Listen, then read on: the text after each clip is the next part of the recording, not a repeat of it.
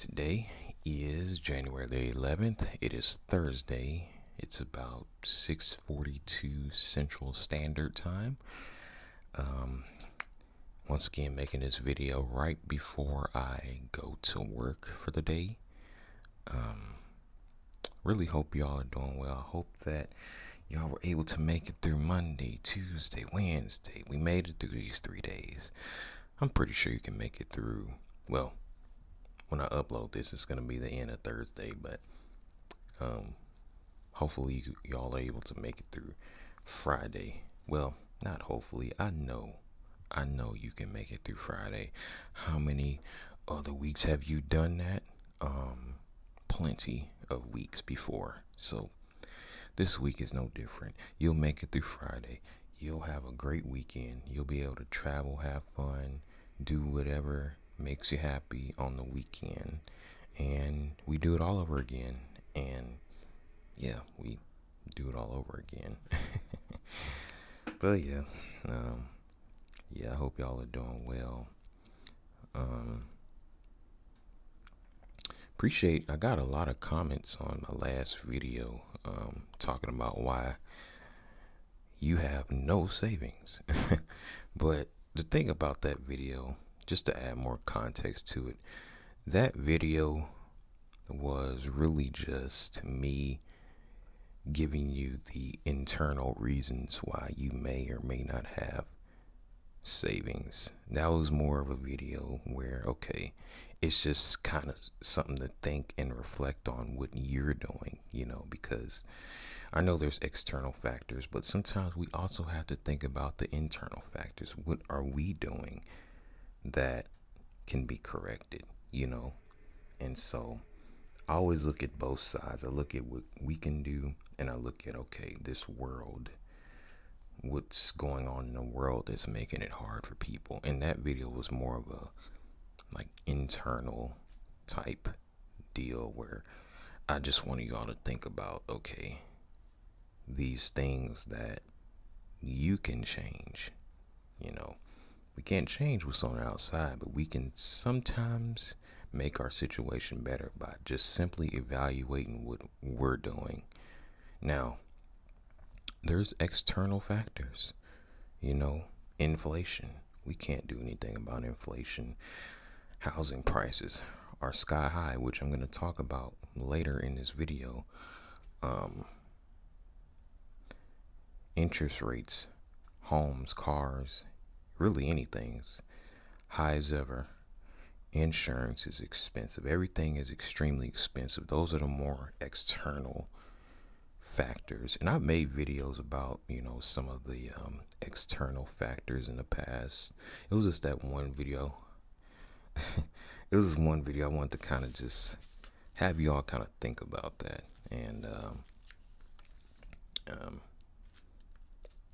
I titled it a certain way for a reason. I put in why you have no savings, because I'm not gonna lie, that type of title, it'll kind of get your attention a little more, and hopefully you just kind of thought about some of the things. I actually had the list that I wrote down for the last video here.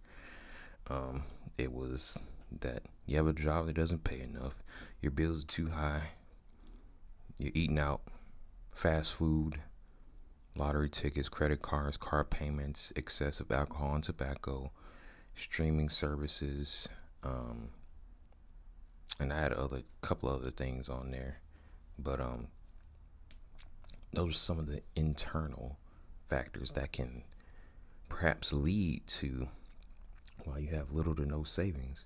And you look at that video, maybe you can change some of these things, And so, I don't know.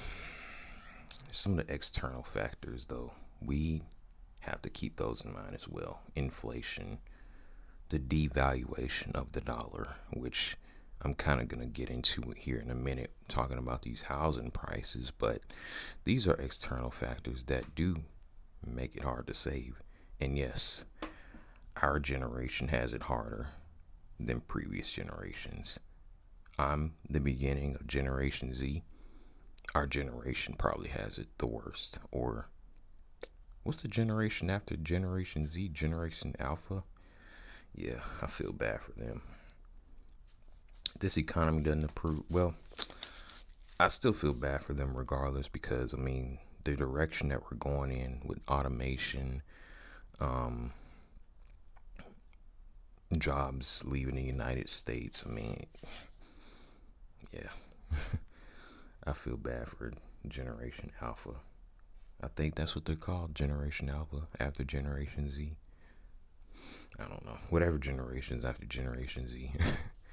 But housing prices, they're still bad here in 2024. But um, I'm hearing that interest rates should come down. I'm hoping that's the case because housing prices are pretty bad still. Houses that went for, you know, $150,000 10 years ago are going for closer to $300,000. It's insane. And a whole generation, Generation Z in particular, has been priced out um, unless you're able to stay with your parents and just save up a bunch of money for a down payment. It's going to take you a while to buy a house. You're not buying a house at, you know, 25, 26 without having to somehow live, rent free and just stacking money, you know, because it's funny because sometimes I hear like people that are older than me, especially I would say like people in the baby boomer generation and the part of Generation X, they'll talk about, you know, why aren't people buying houses? At least I've seen this online. I mean, there's some people in the baby boomer generation that understand it, but other people, they just feel as though our generation is lazy and doesn't want to work and just doesn't want to buy homes and get married and have kids. It's hard when you can't afford a family home.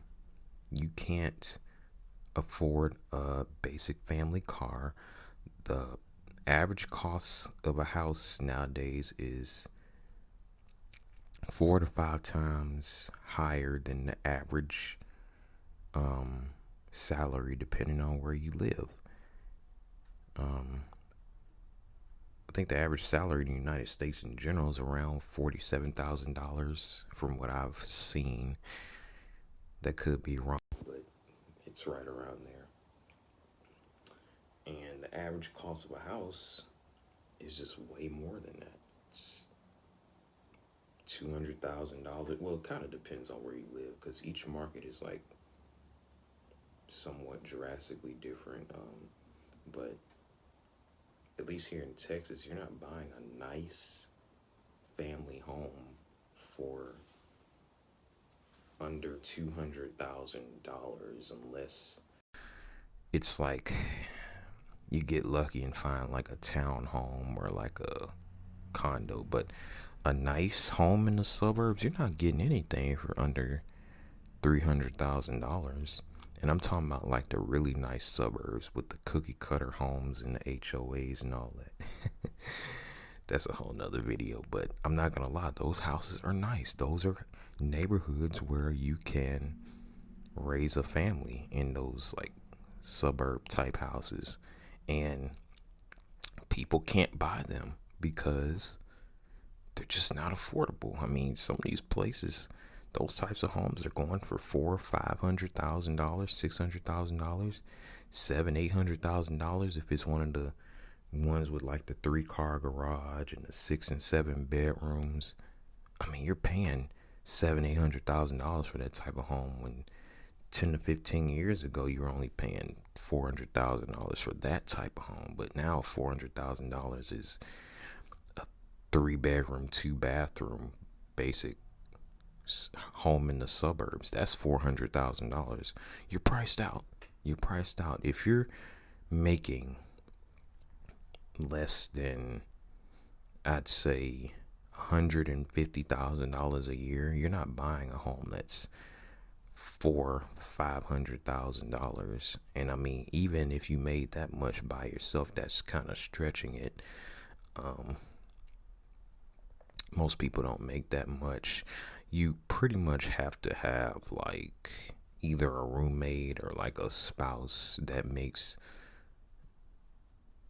equal to what you make to be able to afford that type of home in the suburbs. At least here in Texas. I don't know how it is in other states. I know in California it's a lot worse. A lot worse. That's why a lot of people are moving out of California and into Texas. And they're moving into like Austin.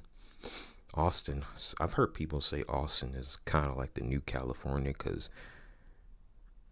Austin gets a lot of people moving from California, and they are willing to pay those super high housing prices in Austin because it was worse in California, and they think that they're getting a deal. But all that kind of does in a way is like keep prices high, because hey, if demand is high and people keep moving to Austin, the housing prices are gonna be high. And so that's something to consider. At least Austin in particular. I like Austin though. I haven't been there in a little bit though. Not since last year, at least. Um, Austin's nice. I like the hills and everything. You know, I'm gonna go back there this year though. Um, Sorry, got sidetracked.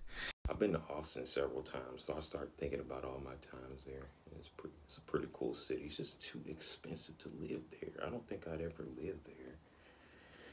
It's expensive to buy a home there, at least. If you want to rent an apartment, that's even expensive there too. But oh well. Houston, Dallas, San Antonio, they're better in terms of affordability. Um, but even DFW, the suburbs, housing prices $300,000-$400,000 for a nice home.